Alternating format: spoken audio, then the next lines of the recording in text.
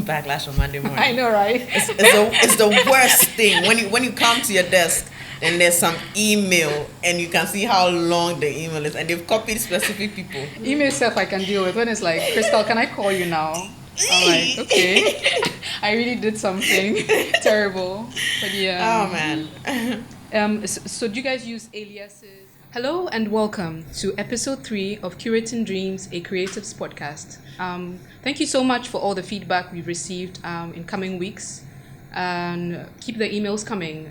curatingdreams@gmail.com. As usual, I'm joined by two of the planet's most extraordinary human beings. Poetra, Asantewa. And Akosua Hanson. And I'm Crystal Tettey. Today we're discussing the virtual wave, our online lives since COVID-19. So the reality is digital platforms are not new. They've been with us for a bit. But since March of 2020, we've spent a lot more time dating the screen glare. But I mean, all three of us, and I imagine many creatives and anyone who wants to get business done really invest a lot in putting content online. You two more so than I think. Let's start with platforms that you guys have created, are creating, sharing, and what that journey has been like pre-post-COVID.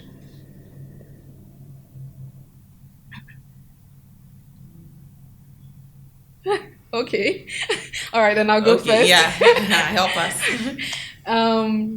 So I mean, this podcast, for example, has made me more attentive to nerd information, if I could call it that. Like, I find myself lately looking a lot at YouTube analytics, trying to figure out which gender, which demography, and so on and so forth are watching, and how much of the episodes, for example, they are watching. You know, are they watching to the 20th, to the end of the episode, things like that. And it's information that's very beneficial in tailoring at least this podcast, you know. I'm also now particularly keen about like my setup when I am in not just Zoom meetings but like online events, shows, because there are more of them nowadays than there are in person, you know. Yeah. How about you guys? I was gonna ask, and why do you think you've become more deliberate about, these things now? Yeah, because I feel like I'm almost certain actually that that's the direction that we're all going, and So like most of your audience now is gonna be online. I guess so for better or worse, because everything is, especially when you're talking social distancing and people needing to stay away from each other, then your go-to nowadays, number one in terms of platforms, would be online before you start thinking. And then I'm seeing more of like mixed events where they say you can be online and you can also be in person, which is a very interesting development. Yeah. I definitely agree. I think in answer to your question, for me, personal creating new digital spaces has been what I've been busy with. Has been Moon Girls. So trying to create a digital graphic novel series, right, for people who want to read online. From the conception, it was supposed to be something that you can read on your phone or on a laptop, and then COVID came, and I realized, then it was a good decision, right? So I guess also now I'm tossed a lot into thinking, how long is people's screen time? How long do people take reading a comic? Is it more about the words? Is it more about the images? Is it how, do people want to touch it for a while and come back maybe 2-3 days later, so it's there's a lot of thought about the kind of content you're creating, how also it helped, how people react to it, how it's comfortable for people, especially in this time. But yeah, right, a lot of more people are online, right? Yeah. So creating those spaces, giving them content to, still educate, still entertain, still all of that. I mean, even before Amma has a chance to react, it's one of the questions I had anticipated, like what informs your choice of content or what you share. Like, do we go images for this particular post? Do we do a video? That type of thing. But with Moon Girls, you just explained that it's more based on... With graphic novels, with the comics, I realized, you have to do less words but more images. And for someone who's a writer, you're trying to write all the big essay sentence. But the illustrators just cut me down. What you want to say, put it in the image. So it's a lot of writing images and then less dialogue, and so that people just see from the get-go what you're trying to say with the image. But it's crazy, this digital world, it feels like I'm having to really unlearn so many things because, for example, the YouTube page, I spent so much time as a writer enjoying, weaving the words and explaining, making it look so lovely.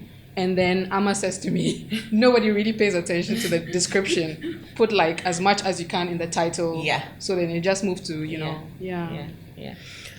For me, post-COVID, I think a huge part of my existence has been virtual. A huge part of the things that I have been part of, I have created, at least in the last 7 years, have been virtual. And so the shift wasn't so drastic or so different for me. Basically everything from Yobbins to Alikoto clothing to Poetra, Asantewa. Thank you. Charlie, your brain. All of them, like, I don't have physical assets. And thankfully for me, I was born in the internet era. So I had the opportunity to learn and fail before COVID. So I think, honestly, for me, the shift wasn't, I've learned a lot of things. I was on Facebook when I started Yobbins, and organic reach was over 33%. Wow. Yeah. And now organic reach is like 3%. And so, like, I have seen the shift, all that, and learning how to curate content so that you're converting people into actual buyers. But I think what I am learning, I know, right? like what COVID brought for me, like something that I had to really learn is, and I mean, aside being an artist, I also do consultation, communication strategy. And one of the things I had to learn on the job was getting people to actually pay money online, right? Yeah. Instead of converting somebody into a buyer, so that they will either go to a physical location to go and buy something, or they will reach out to you, like send a message, I want to buy this, okay, what's up, Momo? That's different. But like actually making a payment directly online, that's something I'm learning, and it's much harder than, converting a user into a buyer who will go into a physical location, or who would use another medium to give you money. For me, that's something COVID is making me learn. But before COVID, almost everything that I have done has existed online. So I have had to learn. I had to learn that before COVID came.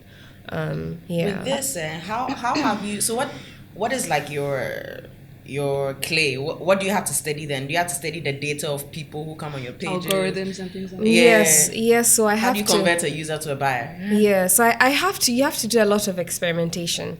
That's how it works. Regardless of if you have, if you're a celebrity or you have 10,000 people, you have to learn the audience who's following you. So sometimes an image of you would work, but an image of a product won't work. But sometimes an image of a product will work depending on what caption you've used.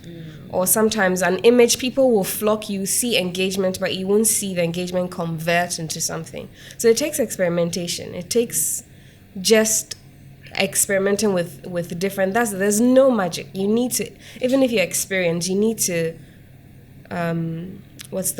tailor it to whatever thing that you are promoting or that you are trying to get engagement with. I have a lot of questions. It's your journalist side that's waking up. Yo. But so what's a good way to do that? Like aside from observation and experimentation, is like, for example, looking at like top 5 hashtags of the week, what viewers want to see in a post type search in Google. Yeah. So again, this all depends on which area. Okay. Personally, I don't believe hashtags work. Okay. Right. If I'm using hashtags, it's because I want to just create my own thing, like, or I'm putting on to jokes. Create a new hashtag. Yeah. But like certain things will work for, say, I am visiting Accra for the first time. I don't know anything about Accra, and I want to know where are the places in Accra or what food to eat. If you put in the hashtag where to eat in Accra, something will pop up. Yeah. Those kind of things work. But if you are, I don't know, selling, what can we even sell? If like you are You're selling creams in a shoe and you put cream, you will get such a wide array of things, people randomly using that hashtag for different things, that it won't contribute to your post. People may even engage with it, but it's not the audience you're looking for. Hey, so from what I'm hearing from you, hashtags are actually most impactful and effective when is even for information, movement building. If you want to see what's wrong with Black Lives Matter, or whatever, you would find the information. But if you want to use that to sell, but Shatta Wale has been doing this thing that he does, Shatta Tuesdays or Shatta Market on Tuesdays, right? Okay, so because of that, what happens is then he's giving them information on all these places he can go to. So he's curating something. He's probably done it for say 6 months or a year. Every Tuesday he's used that hashtag. So he's building a catalog. And for that one, he's not necessarily. And so for an example like Shatta already has his audience, right? He already has audience, but say sometimes I have Shatta Fridays, or sometimes it's music. Sometimes he'll use the hashtag music. And if you follow that music thing, it will be so vast. Yeah. It won't be just Shatta. But if he says Shatta Tuesday, it's so niche. Yeah. And so he's building that catalog. Yeah. And when he used that hashtag, it's not so much to convert new people. It is so old people, anytime at any point, if you encounter that hashtag, you will see a catalog of everything that's been used for that hashtag. And the way hashtag also builds up, it builds up to most top and recent, like how it's garnered likes and and what's the most recent. So sometimes the Shatta Tuesdays, maybe you see that the very one that he did 1st May is showing, but the very first one was like 3rd November, which was last year, but that one won't show because it's not the top. So he's building that catalog. Yeah. But I hear you on also like hashtags not necessarily leading in one direction or one theme, because I also find that many people or platforms also try to use hashtags to their advantage. So say, for example, I don't know, they're not even necessarily talking about Black Lives Matter. Then they'll put hashtags, challenge or hashtags so Black that Lives they can Matter. get exactly. But it annoys that's me. Why, that's why I'm saying it depends on what you're using it for. It will be effective if it's a really niche thing. If it's not, you see so many, and it's very vast, you see so many people flocking to it. There are also niche things that also works. So for instance, sometimes I have a visual page that it's something very relaxed for me. It's not out there like my other pages. But when I draw something, I do want people to see it. But I have maybe 50 followers there. So I use illustration. Illustration is very niche. You likely see people who are drawing themselves using it. You won't see somebody who doesn't draw use it. It attracts other people who are artists to come and see that. But if people come and see, gradually when I am doing it, it will show up on the pages of the people who follow me. Because I'm building a repertoire, I'm posting frequently, so it pops up, whatever this algorithm is. But what exactly is it? What she just described, I feel like an algorithm is the pattern of how to get a specific intention or action. And what you kind of described is like how you can directly target your market. Like hashtag illustration, you would definitely get artists who are, instead of just like a mass of people who are not involved in or care about what you do. Do we feel like algorithms are different per platform? Like Facebook, Twitter, Instagram, do they react? We've humanized algorithms, but basically algorithms is coding. It's how they have decided how the platform should respond or should react. So Instagram and Facebook have now fused. It's all under one company. Okay, yeah. But Instagram has a slightly different algorithm than Facebook. Now, Facebook, I think both of them, the organic reach is the same. It's about 3%, but Facebook has more. 3%. Yeah. Facebook has, 330 billion users, and Instagram has did you like say an algorithm is how it's already been coded? How so the you master coder for Facebook, how we're using it is how they've coded for us to use it. Yes. Okay. How they've coded it for you to respond to it, and to code it. Yeah. So for instance, by that I mean like, so for instance for Facebook, if I have 1,000 followers, right?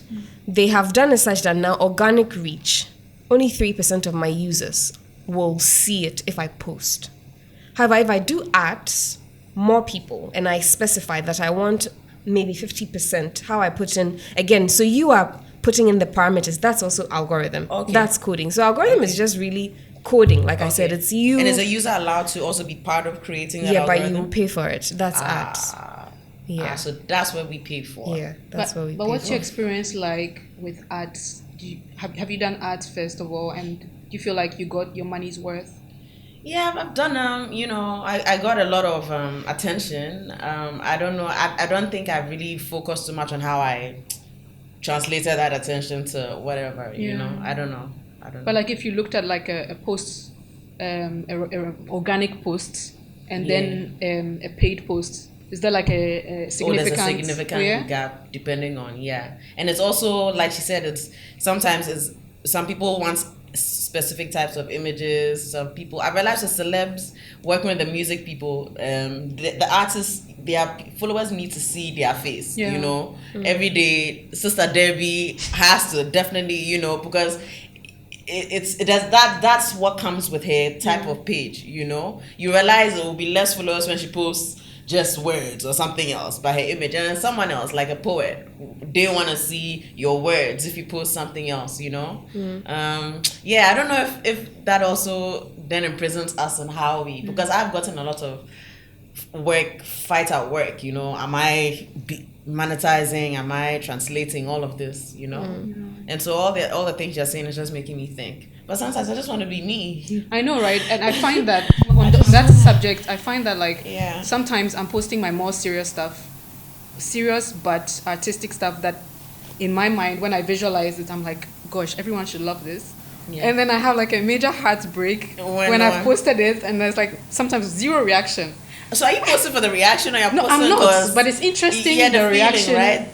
To it. It's like you can't say you're in the feeling and not want a reaction. You're not posting into you don't a vacuum. post and not look for a reaction. That's no true, but I don't what. necessarily go for your validation when I post it. I mean, think not maybe. validation, but at least you want people to see your whatever. That's why you're posting. You're not posting into a vacuum. If you want that, you can create a Twitter page, lock it, and nobody follow you. Then you know that I'm talking to myself. But the other day, for example, I posted on my arts page and my personal page. So whoever is on my artistic page clearly likes my stuff, as crazy as it is. And who's on my it was interesting. So I got almost zero reactions on my personal that has like 2,000 people, friends. Online friends, I mean. And then on the artistic page, I got like major reactions. So I'm like, okay, I see. It's and which makes me think about, do you guys choose what goes on your personal pages and what goes on your like quote unquote professional pages, and what makes you like, what decides for you for that post? Let's share. Me, I mean, I work with organizations, so I'm unfortunately my times, my pages are also a slave to the organizations I work with. But I've been able to kind of divide it to make my Twitter, like the workplace, and then the Instagram, the me space. But I must say, it also means having, because you don't want to be a slave, of course. It means having constructive conversations at your workplace, with your bosses and heads. And I think over the years I've been able to do that. So I have control over the things I post.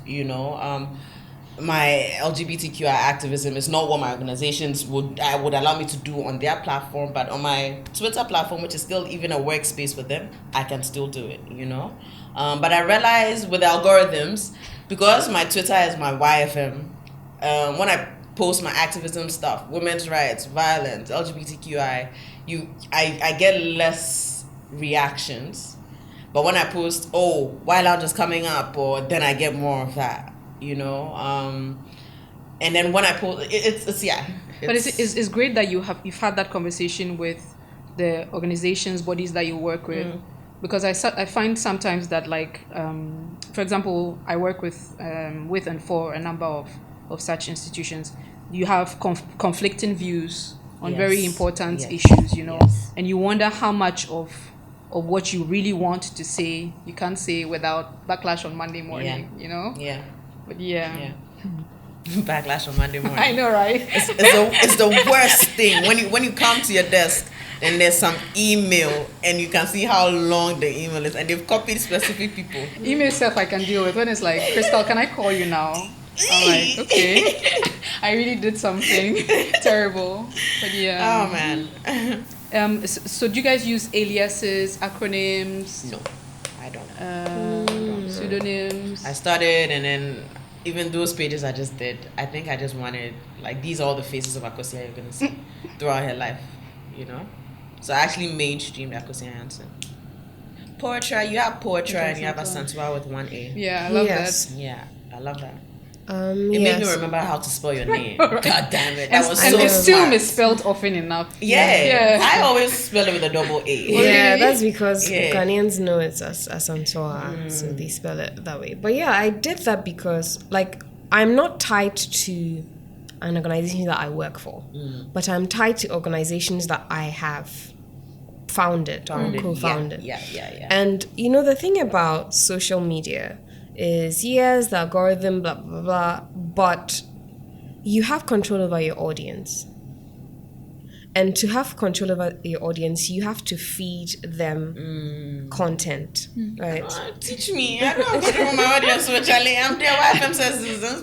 Please help me. What should I do? You said you actually took have a course to feed. on Yeah, but that was for work. You have to feed them some kind of content, right? So, like, using Debbie as an example, it is because she has built that repertoire. So, like, suddenly if you switch from that content, people would you see the reduction, because she's built that audience and that's what they are used to. She can't do that, but she has to keep a pattern so that they are familiar. You have to keep a certain pattern. So I split up all these organizations because, like, one, Asantewa was talking about Poetra as an artist. She would talk about Black Girls Glue. She talk about Tampered Press. She talk about Yobbins. She talk about other artists. It was so much, and I was feeding people so much, which it wasn't bad. Yes, people knew I was doing all of this, but it wasn't helping all the other organizations because they didn't have their niche audience who were interested in just that. I hear that. Right. So that's what led me to create the separate identities for each one of them. And it was a very difficult decision because you have to start from scratch. No matter how many followers, you always see that, say, for instance, if Shatawale has, 1 million followers and he creates something else, yes, maybe 10,000 people go, but look at the disparity. They don't all automatically They will never, because they are, I still follow you. Why can't I follow you, right? So it's always hard to start from scratch. But it's good because, especially if you're doing a niche thing. So that's why I separated it. Because then I know it's only poetry. If you come here, you're only about Poetra Center. If you are interested in Black Girls Go, follow that one too. Then I know that if somebody is following all the pages, that person is interested in everything that I'm doing. At the same time, somebody will encounter Black Girls Glow without encountering me. And that too is fine. Well, that's interesting because I would have thought that, like, it's a one-stop shop. And so all the different parts of me you would like, it you still would find. is. Yeah. So you do realize that my Asantewa with 1 is still there. I promote all the others. Like if Black Girls Glow has something, I will promote it. If Asantewa with 1 Poetra Center has an album out, I'll promote it. If Tampered Press 1, but I dedicate it. Like if I have to promote Black Girls Glow 5 times, so like that means before Black Girls Glow had its own account, I had to be doing it for Asantewa 5 times. It was just too much. But because I can have that identity, I can do that. And also the same thing with Asantewa 1A, like sometimes I just want to post a selfie or 5. But because Instagram has this ephemeral section where it's stories and it exists for 24 hours, I can just do that on the stories. and then it's separate from the main page post, where it's permanent. Which I had a problem so to with say. at first. Like, you want to promote something, but I feel like I'm bombarding people with the same. Say episode 1 is out. We've heard you. It's out. In my mind, how many times should I hear that it's out? But then I'm learning that You can use the stories. yeah, you can use the stories, but also you can archive posts, for example. Yes. So you can post and then later, Yes, but the almost thing take it back. about social media now is like people only see in real time, unless like consciously I like you and I go on your page. I'm not going to see your post after 1 week. Interesting. Like when it appears one day, in fact, I don't think you see post after 2 days. Correct me if I'm wrong. On Instagram, you don't see it after 2 days. That's so it. It so goes. if you want to promote something, your stories is something or should even use. the main page. Or I even think the the question main page. she's asking was she thought once you post one episode, that's it. You're promoting it. Once So I if see the you flyer once, is there 5 if times, if it it's doesn't gone, matter. if it's there, you still won't see. Whereas In the thread, in you mean? Facebook, I remember in Facebook you will see posts from 1 week ago. Yeah. You like we used Yeah. to see. Now it doesn't Yeah. happen. It's really like after a day or two. That's it. Actually, I have sorry if I'm bashing Facebook, but I feel like now I'm seeing less and less in my thread, or even stuff that didn't appear in my thread. For example, a friend of mine buried his mom, put some details on, and I saw the week after. I'm just wondering like how much has changed. Like it's a lot's been changed. yeah, Yeah, it's not just Facebook. It's all of the platforms in general. Do you guys use your fleet? What's Fleet? The Twitter but stories. No, sparingly. I'm not on Twitter. I bet you guys. So do you don't really check people's feeds? I still sparing, not as much as I check Instagram. Instagram. Yeah, but I don't think it's so much me as it is. I'm losing interest in Twitter. It isn't so much that I don't like fleets, because I remember thinking when stories came that they were stealing Snapchat and feel like I'll follow Snapchat. Why are you stealing? But now I watch stories, right? So yeah. Yo, what do you guys think about social media and being able to like split your personalities, and that dance with social media and personalities, and like what as you were describing your different pages, it's like every human being is so multidimensional. Getting the Poetra and then getting Asantewa with 1A, and then someone who follows all 3 is someone who is trying to get the whole rounded Poetra, Asantewa. What are your thoughts on that? I feel like the first question you asked is different from your explanation. I know, but don't worry. Continue. I feel like you're saying split your personality. That one, split personality. that one is but like a not bad way. sociopath. Just if you say that one, Not bad way. But I think there are people like that. Because you're multi. You specifically are multi. You're multi-person. So as you were describing that, it was like, yes, because I know how I first met you, and then seeing all the other things you've gone to do, you're like the most multi-person in my mind. I've said this to you 1,000 times. So now hearing how you've described how you're letting people keep up with the fullness of you, how does that? But I think we are all like that. We're all. It's like literally we all have a 1,000 tabs, maybe not 1,000, but like we all have. Not even traits, like interests. We all have like, I love music. Imagine if I decided, like every day, I can't live without listening to music every day. I wake up with music, I sleep with music imagine if I decided to create another page for my curations, right? That's a side of me that I'm choosing to. So I think that it is really deciding where your efforts, because it's also work. Social media is also work, right? So it's just deciding which one we want to. So if you decided I'm going to let you know how my traffic situation is, that is a side of you that you are deciding to show. So I think we are all like that. We are all really like that. So does it come down to the how you, because you're saying we're all like that, but clearly it doesn't manifest that way online. So it's the amount of effort and creativity put into effort, and it's also stories. decision. Like it's really making that conscious decision to share that part, and then it's the effort, because a lot of people start things and then ditch it along the way. What do you think of the bad sides? The split personality where people front fronts for the algorithms, which is fronting for the likes, fronting for the And which is what's faking the reality to some extent. Exactly, you know. And then how they actually reconcile it with, my Twitter person is not me. You are the person who is wrong trying to merge me. But with someone that is person. buying that version as being the truth. Yeah. I mean, it's dishonest. You think it's dishonest? Yeah, I do. I mean, Okay. personally. So morality should be attached to our created personalities online. That's what you're saying? I don't know, but I think it's in the communication that if, for example, you have or you're portraying different facets, then some effort, I guess that's playing police as well. But it would be nice to have some effort into letting the audience know that, hey, this is me putting up a show, if you will. I don't know. Would that help? That's so interesting. Hey guys, fake me is about to come up. Hashtag fake me. I don't think it's dishonesty from me. Okay.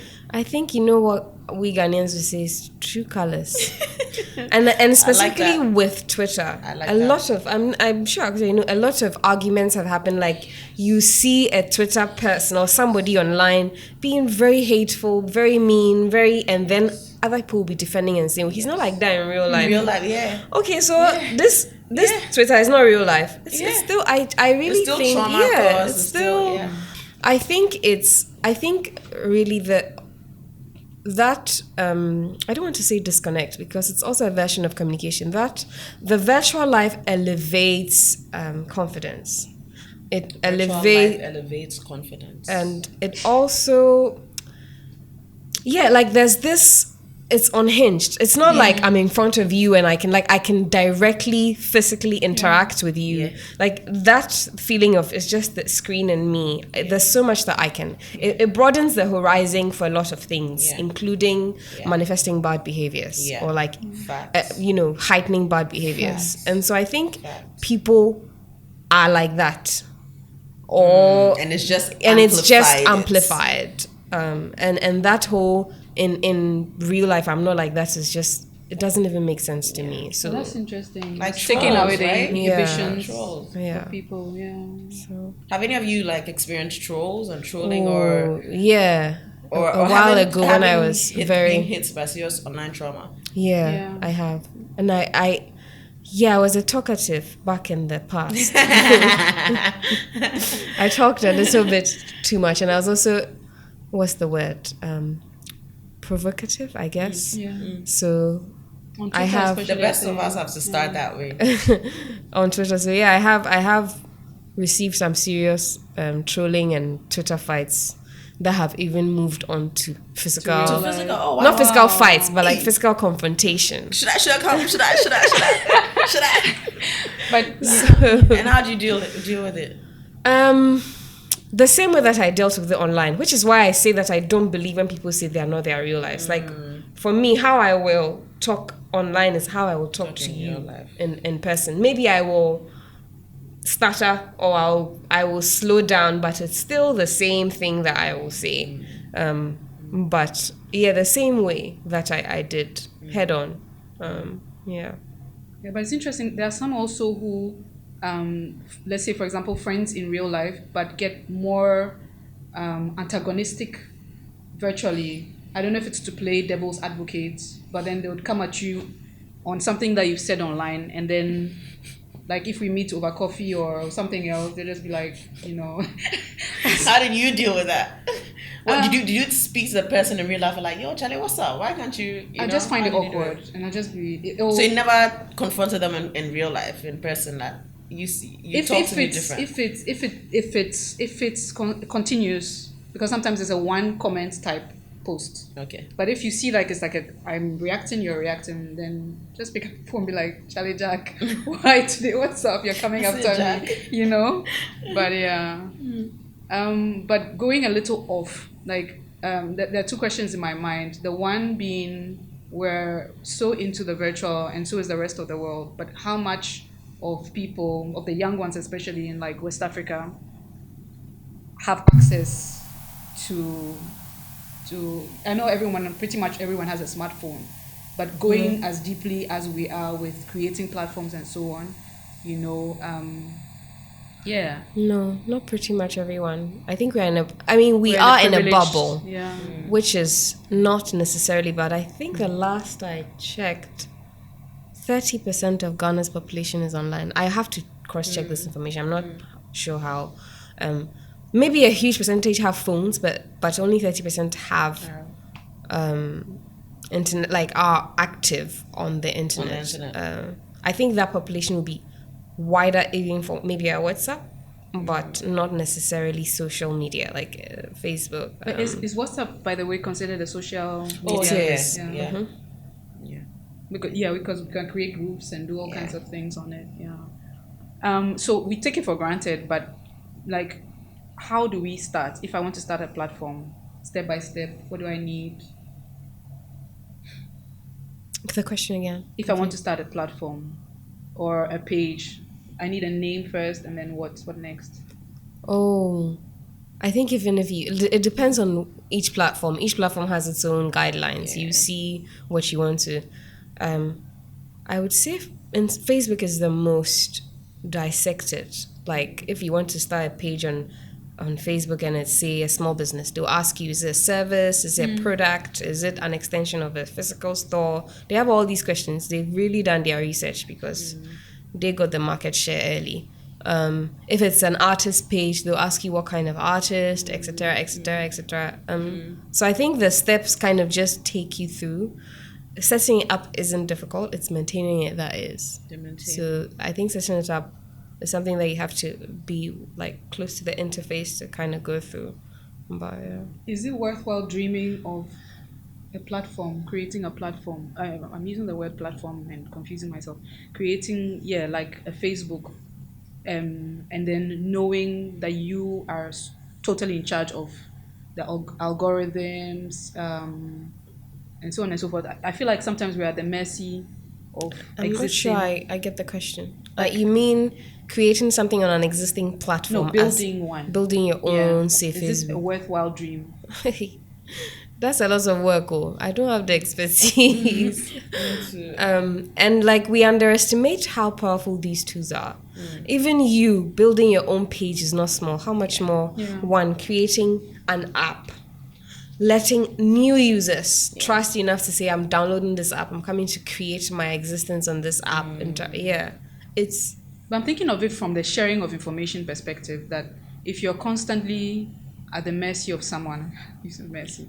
I hear you. I'm part of some groups where they've built our own apps because of, and it's for different reasons. Some of them is one of them is for very Pan-African reasons because of who controls Twitter, who controls the major social networks, and sometimes like creating women-only safe spaces. People want only Pan-African spaces, and that means also not being able to be spied upon and all of that kind of stuff, But there's also the flip side. I mean, where there's a vortex to a lot of radicalization that can happen through that, I'm hearing Trump is trying to build his own platform because he was removed from Twitter. So I mean, people can still get a lot of that radical information, be that radicalized. So I don't know. I think it's a dicey thing. I've wondered myself, am I, when I'm in these spaces, am I radicalizing myself? And also when I'm not there, so I'm like, have I opened myself up too much for danger? And I've seen danger manifest in my life in various ways. Danger? Not danger in your life. I mean danger connected to this data. Data. I think that, not to sound mockish, but I think it's very laughable when people say, I don't want my data out there. If you really don't want it, you should have thought about that a long time ago. Because it's too late. And if you are really going to go off, then you need to go off virtually everything, because no email as well. Yes, all the emails are taking your data. Yeah. You take off Facebook. Even if you're not on the take cloud. Take off WhatsApp. Are you going to also take off your email? Even if you're not using the clouds. Which cloud? The email will. Once you're online, once you're on Gmail, once you're online. That's it. Like literally, when you have a conversation, you go online and you see that you're at. You didn't even type. You spoke. You're at, so I'm just like, even a phone call. Yeah, I'm just like, if you really want to be radical, or if you really want your data safe, you need to go off all these things. And your life is so dependent upon it now that you can bet, unless like you want to interact with your work email where they have GoDaddy, they're not using Gmail. Oh, why are you So laughing? actually GoDaddy is an wanted to actual. ask- It's an actual web domain. I wanted to ask. I'm glad you've gone there. Are you dead? If you're dead virtually, are you a dead person? Very interesting. You will have to. You are not dead because you have footprints, unless you can go What's back your and footprint? your digital So footprint. let's say someone. Okay, let's say I have my Managed kid now, and to- my kid never. I made them never create a page.